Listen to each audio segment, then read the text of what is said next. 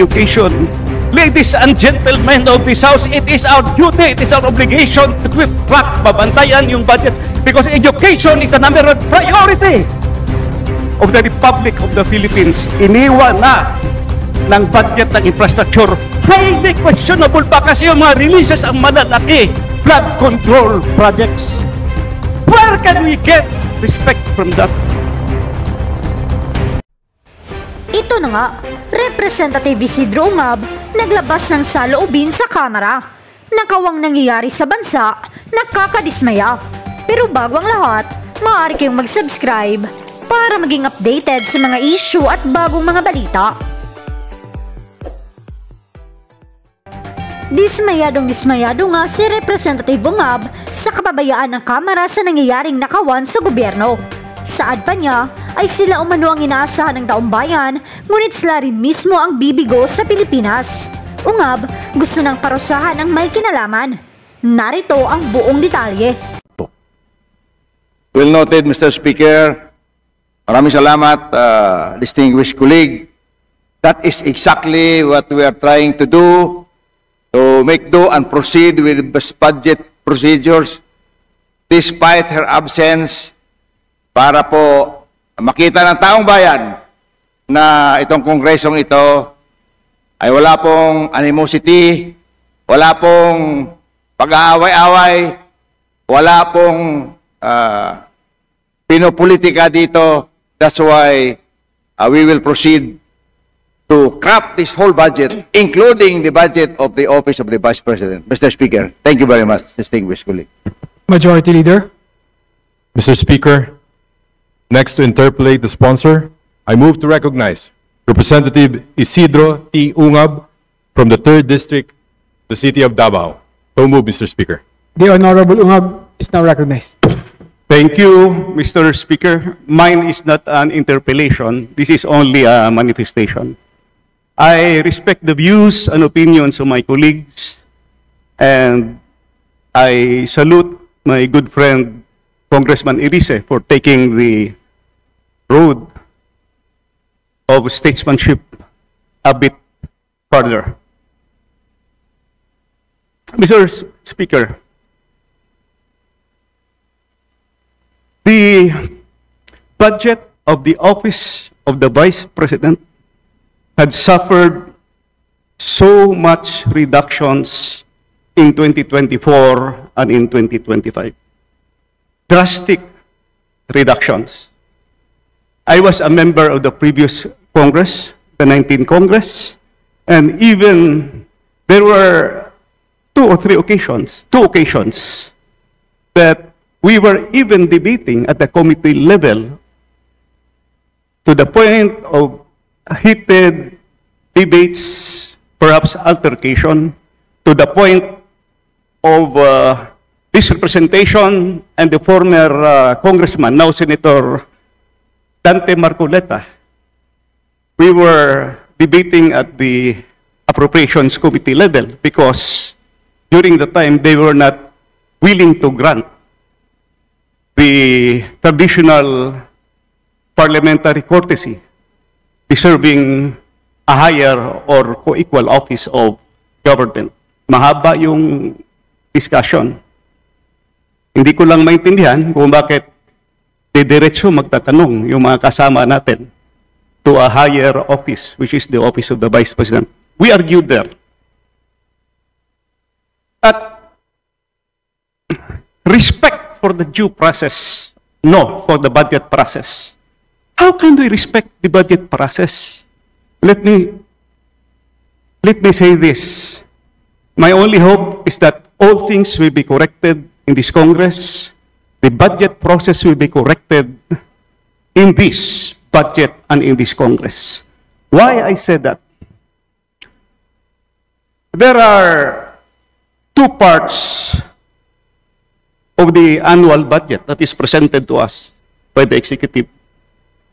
First part is the new general appropriations, and the second part is the automatic appropriations.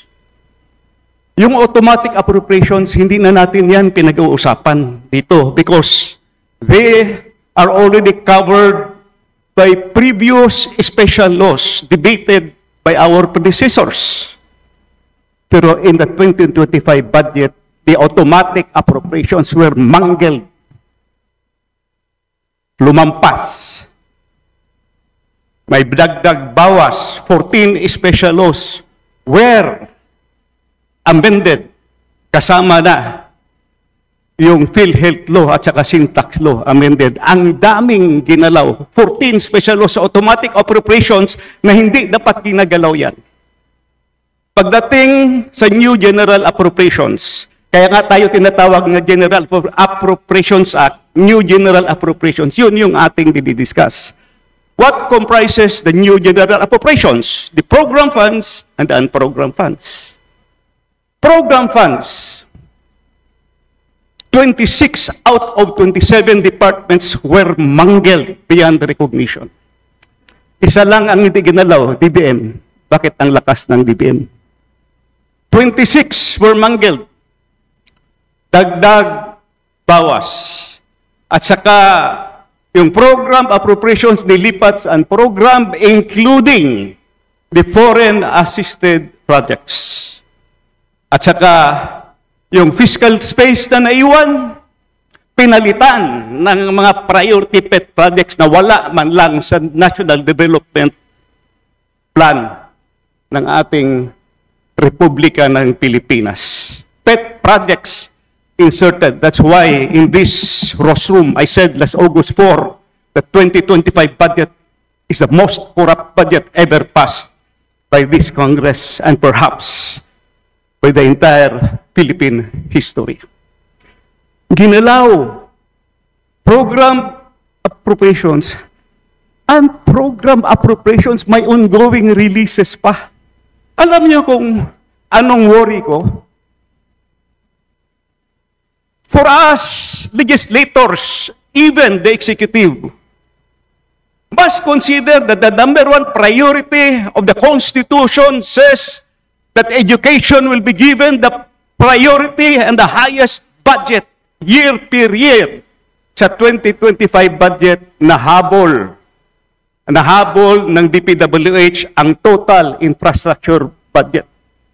Kahit ano pang sasabihin nila at binago yung composition, still malaki pa rin ang infrastructure budget kaysa education sector.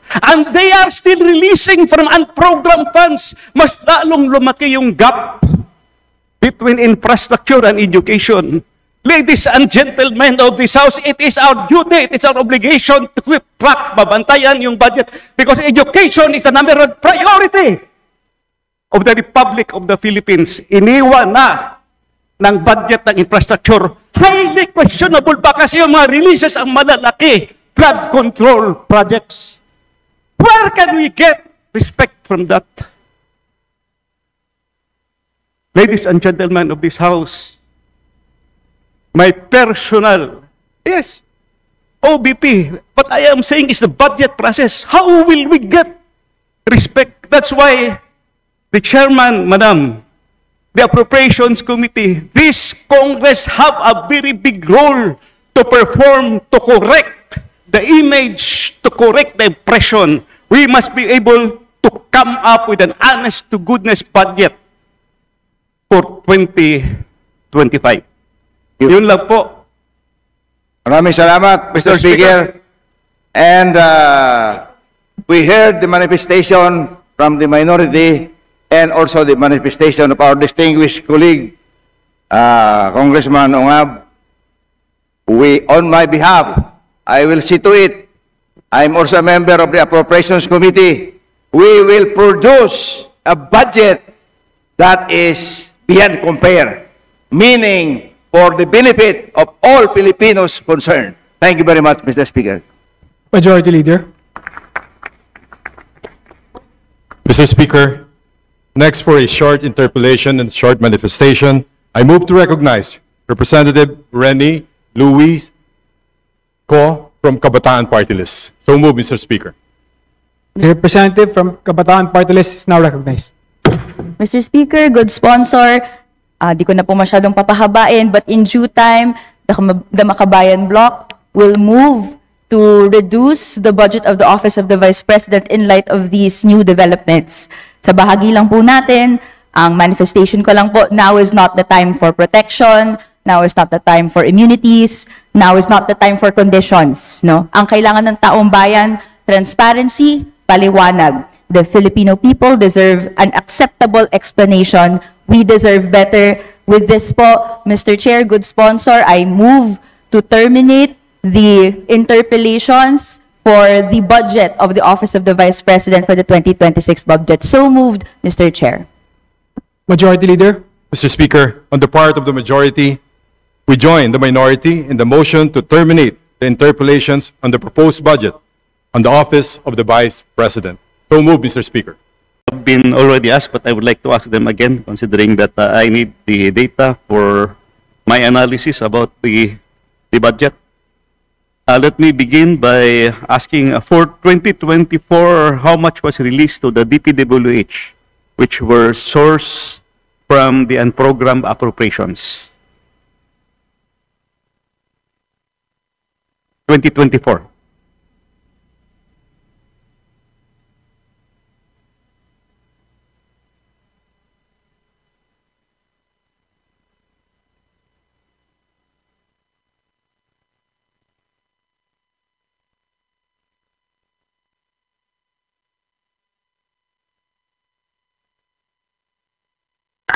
Mr. Speaker, distinguished colleague, for the year 2024, the unprogrammed appropriations releases pertaining to flood control would total 107.8 billion pesos po.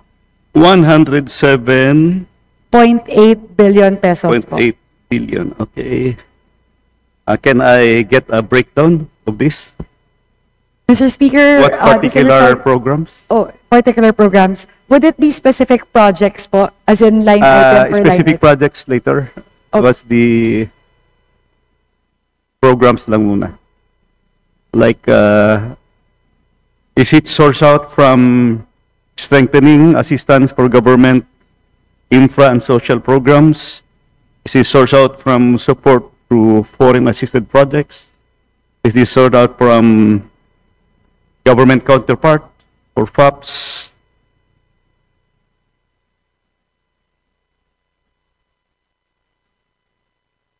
Mr. Speaker, distinguished colleague, I could give the disaggregation po across two categories. We could also provide a full list if our distinguished colleague would prefer that. But in terms of the breakdown po, under SAGIP, out of the 107.8 billion pesos, 85.7 billion pesos of that would be sourced from SAGIP, and the other 22.1 billion pesos would be sourced out po from FAPs. Okay, just give me the data after or later. Can you provide me the list of foreign assisted projects that were funded from the unprogrammed funds, both DOP counterpart and loan proceeds? Yes, Mr. Speaker, my distinguished colleague, we actually have it po on hand. We could share it to our distinguished colleague right away. Will, thank you. Up. Okay. Were there allotment releases for flood control projects? What are these? What are these FAPs? And how much were released?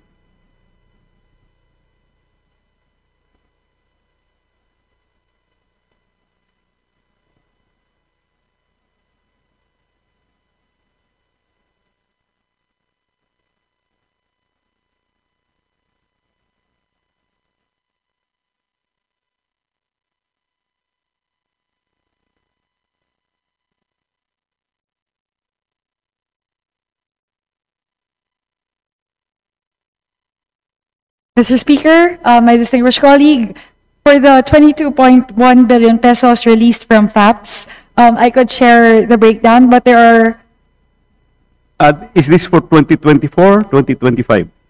for 2024 po, Mr. 2024, Speaker, okay. there are 8 projects po, Okay. totaling 22.1 billion pesos. If our distinguished colleague would prefer, I could say them quickly po, or I could share the copy For as well po. 2024, if I remember it right, I questioned this during the DPWH budget. Those POPs were stricken, were deleted from, so yung unprogram, are these the same projects that were deleted in the program funds for POPs?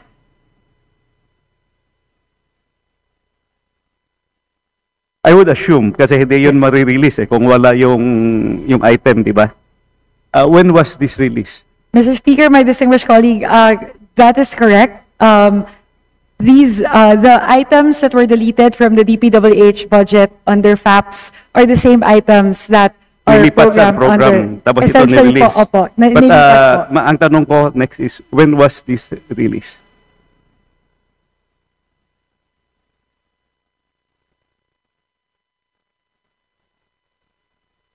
Ang point, anyway, you just, to save time, kasi umaandar yung minuto, just give it to me later. Ang point ko kasi, nadidelay yung mga projects because nilipat sa unprogram yung ang ating foreign assisted, the big projects, right? That is correct po. I'll answer po very quickly, Mr. Speaker, my distinguished colleague, na most of them po were released around February, May of the year 2024. Meron pong dalawa na June at September, pero karamihan po February and May It ng should have 2024. been released earlier kung nasa program fund siya, di ba? That Okay. is correct, Mr. Speaker, my distinguished colleague. There is a huge amount in 2024 under SAGIP, which will charge again Purpose 1 of the unprogrammed appropriations. What are the specific infra programs and projects that were provided with the release of these funds?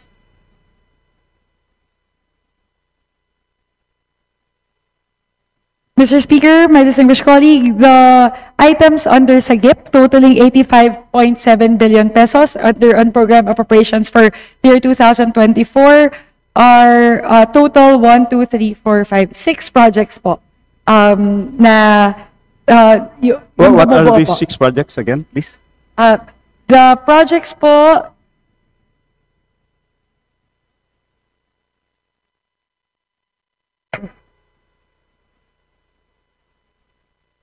Mr. Speaker, my distinguished colleague, the number of line items are quite voluminous. They are spread across 6 line items. However, ano po, it comprises about 29 pages of line Kung items iba'y po. category natin, more or less, ano yung mga bulk allotments?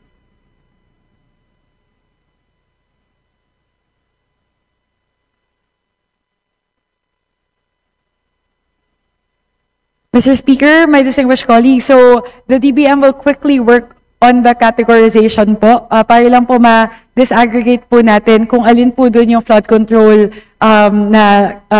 kung ano po yung iba-ibang kinds, kung seawall po ba, flood control, drainage.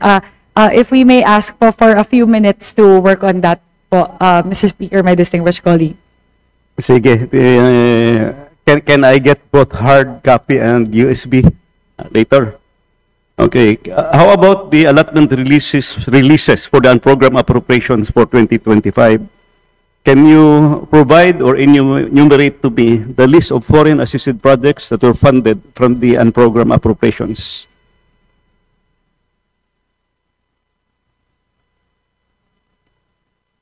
Next question, para masama nyo na sa paghanap. Are these flood control projects?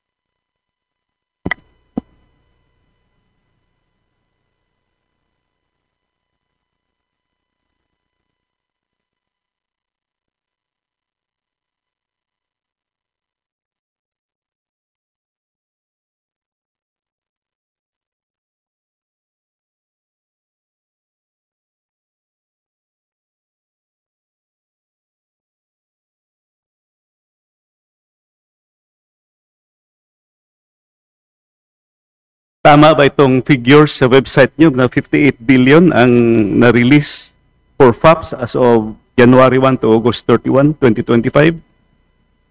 Ako na lang ang sasagot sa tanong ko.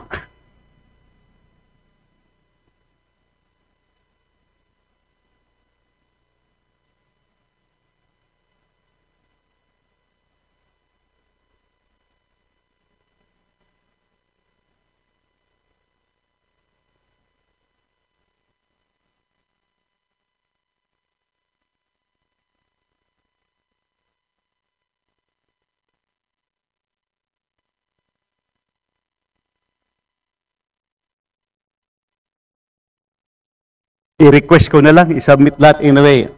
Na-enumerate naman yung mga sinabi ko, ano? Paki-submit yung lahat. I'll go to my next question. I need that for my analysis kasi continuing yung question and answer natin sa 2025 at saka 2024. Mukhang walang kamatayan ito, ma'am. Yes, Mr. Speaker, distinguished colleague, our apologies.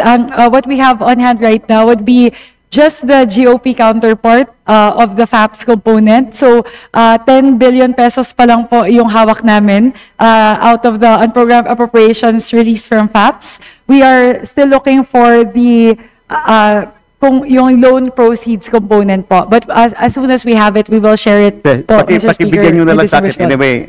Nasabi ko naman lahat yung aking mga kailangan na data. Okay, next question.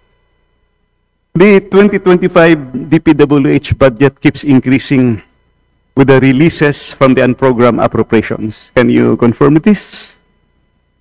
May additional releases tayo sa 2025 for DPWH, di ba?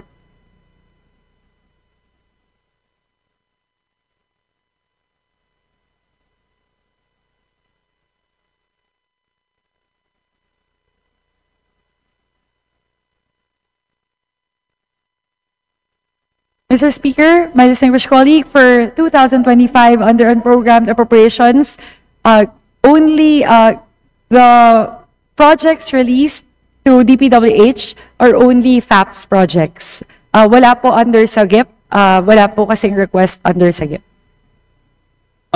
Ito yung 58.84 billion na FAPS. Is my figure correct?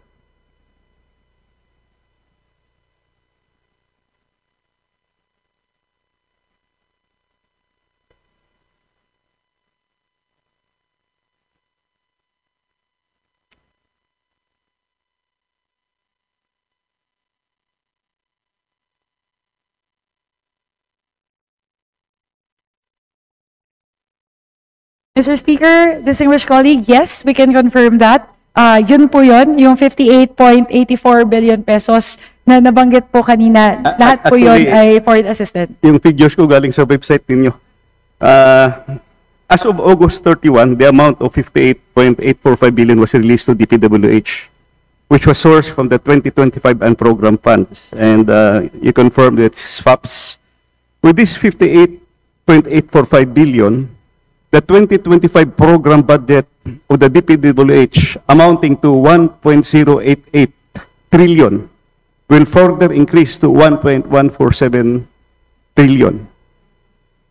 So, yung existing approved natin ng DPWH, dagdagan mo yung release, yun yung bagong total. Umabot natin 1.147 trillion. Can you confirm this?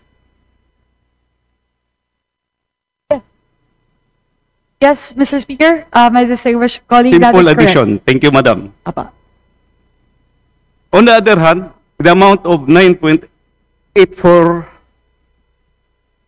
billion was released to DepEd, which was also sourced out from the 2025 unprogrammed appropriations. 9.8 billion released to DepEd from unprogrammed appropriation. Is this correct? Yes, Mr. Speaker, we can confirm that amount, the 8 billion pesos mentioned, was released for ICT initiatives of the Department of Education. Thank you, Madam. With this 9.84 billion release to the 2025 budget of education sector, which has present level of 984.5 trillion, 9 billion, 984 billion na trillion. Hindi tayo nakaabot ng trillion sa DepEd budget eh. Ano, education sector budget to. 984.562 billion. This will subsequently increase to 994 billion.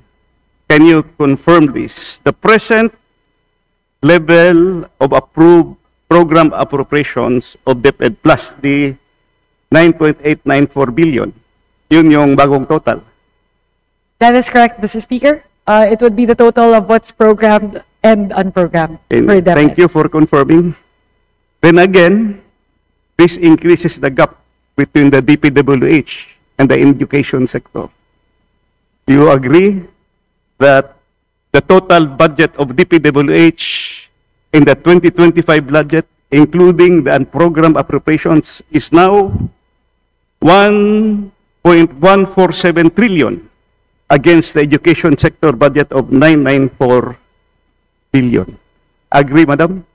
That is correct, Mr. Speaker, my distinguished colleague, and that is something that we want to fix in the 2026 budget. We recognize